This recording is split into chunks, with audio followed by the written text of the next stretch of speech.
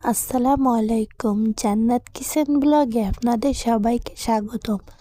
আজ বাইরে প্রচুর বৃষ্টি হচ্ছে, তাই আমরা আজকে বানাবো চাল ভাজা। চাল ভাজা খেতে বর্ষার দিনে খুবই ভালো লাগে, একবার হলেও বানিয়ে দেখুন। প্রথমে কিছু পরিমাণ চাল নিয়ে সেটাকে অল্প একটু পানি আর লবণ দিয়ে মাখিয়ে নিয়েছি।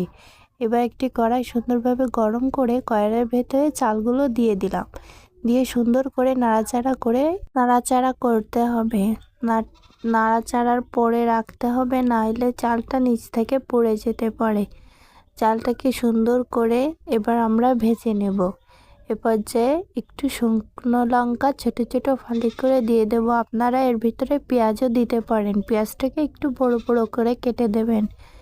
আমার ভিডিওটা যদি আপনাদের কাছে ভালো লাগে, প্লিজ একটা লাইক, কমেন্ট এবং শেয়ার করবেন।